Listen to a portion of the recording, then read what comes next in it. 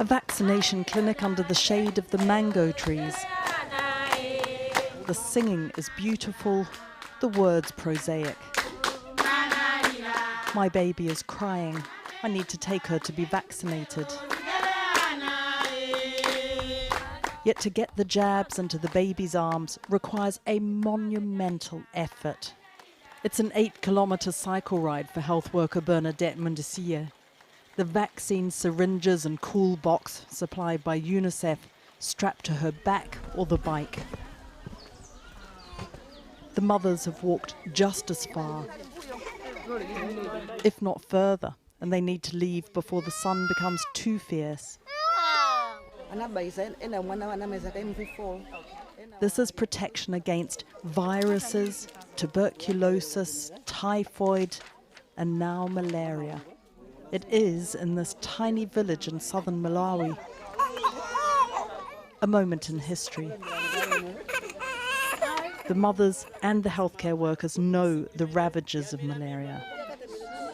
And at least, under these trees, they know that the vaccine is having some impact. Wa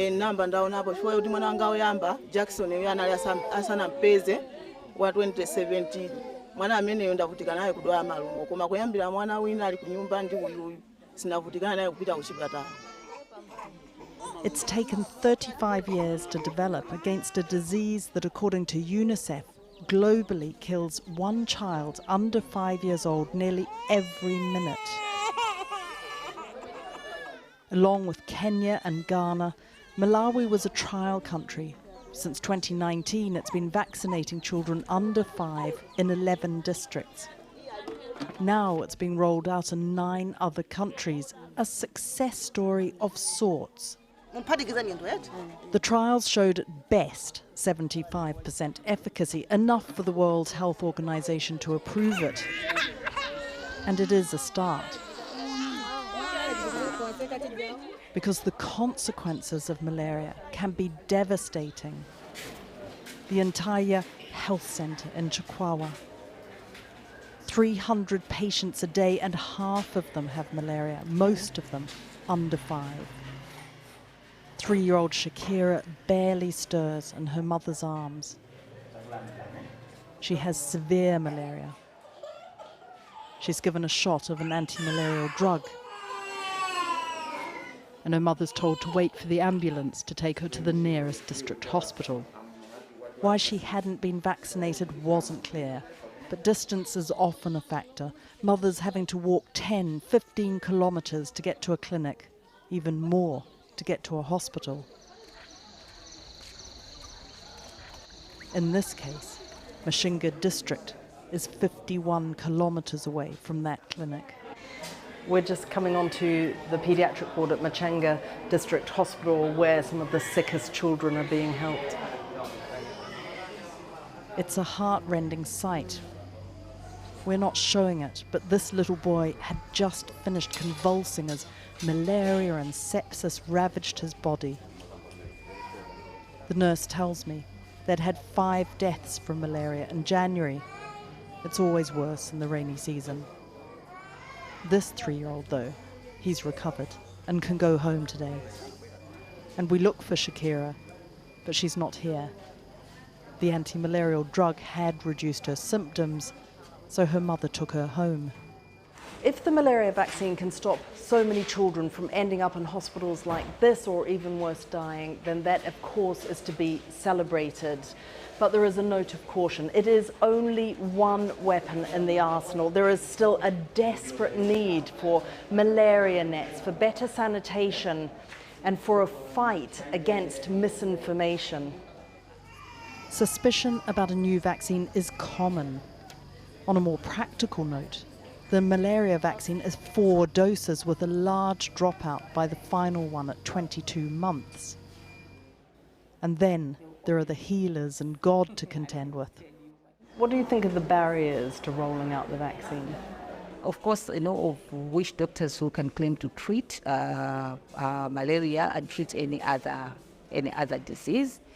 But especially on the churches, we have other religions that stop their members from accessing healthcare services, including immunization. So those ones are really hard.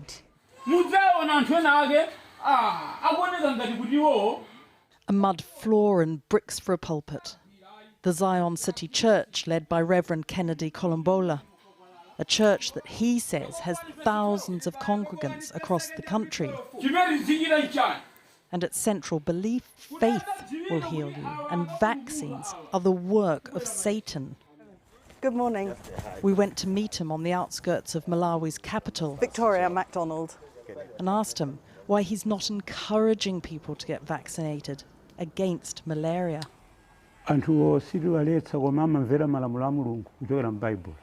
What is it in the Bible that says they shouldn't have vaccines?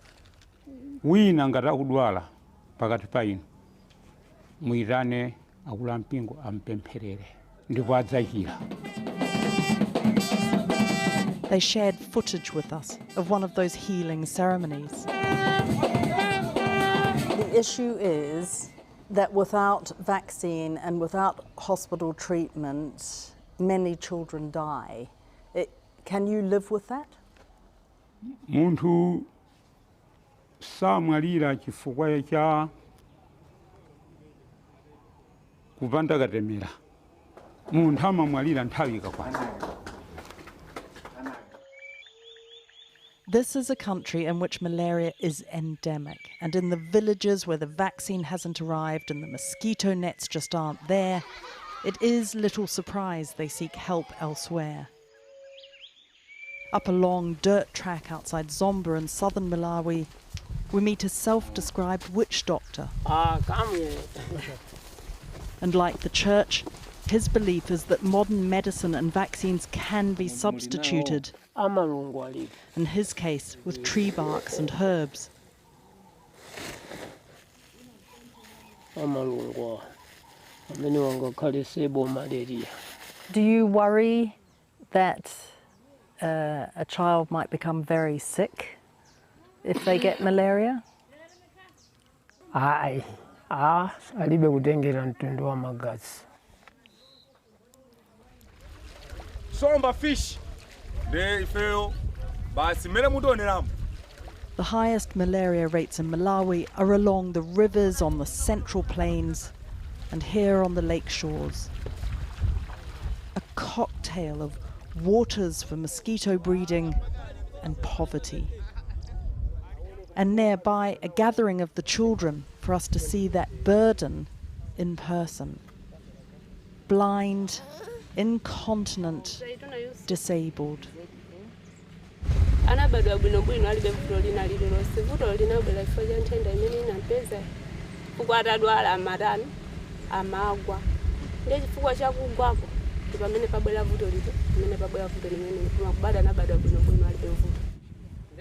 Malawi's government has committed to eradicating malaria by 2030. They were quick to offer themselves as a trial country, the vaccine provided for free. Is there a commitment from the Malawian government to continue the malaria vaccination program? Yes. So we're doing everything possible to make sure that the interventions that have got an impact we continue. So including the malaria vaccine. Actually, there are plans to roll out to have more districts. There are those supply issues with the drug company GSK unable to produce anywhere near enough to meet the overwhelming global demand. A second vaccine later this year from Oxford University and the Serum Institute will help. And while the health workers will still have to cycle along dirt tracks and the clinics will still be held under the shade of the trees, there are now children who will survive, who won't be harmed by the deadly bite of the mosquito. Well, joining me live now is Donny Matagula, who is a medical epidemiologist at the Malawi Liverpool Welcome Programme, which focuses on the implementation and practice of health interventions that reduce high-burden diseases in Africa. Let's start with the good news, first of all, shall we? We've seen that the vaccine is starting to reach people in need. It kills so many people, and especially young children, each year. How hopeful are you? Well, I'm actually very, very hopeful, and it is certainly good news that we are now able to roll out the vaccine. We started with 11 districts, and currently now there are plans to even expand to other districts. So it is certainly good news, and having demonstrated that we can deliver, as Malawi, rolling out the vaccine to the country is actually a very positive note to start. Of course, there are challenges that we are faced with the vaccine rollout. And Victoria showed us in her report some of the obstacles, including some churches that preach that the vaccine, this vital vaccine, is evil and the work of Satan. How do you overcome that?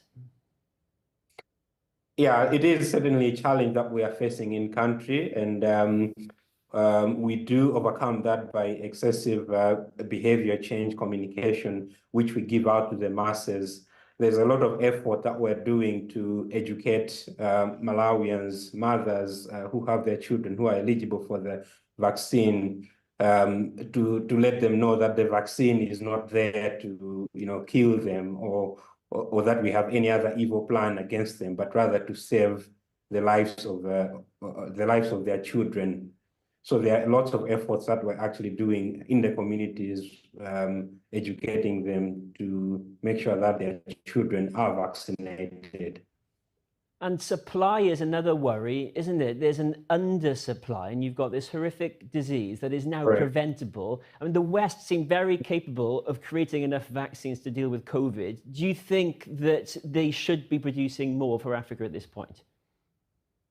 I think so. I think production of more vaccines would ensure that there is timely access to the vaccine, and also that we're able to reach to as many children as possible. As I already mentioned, we're only covering 11 districts in the country, yet we have that's just 50% of the country. But we know that the entire country is actually at risk of malaria. So if we had more vaccines and if there was adequate supply of the vaccine, it would actually be a very good situation for us.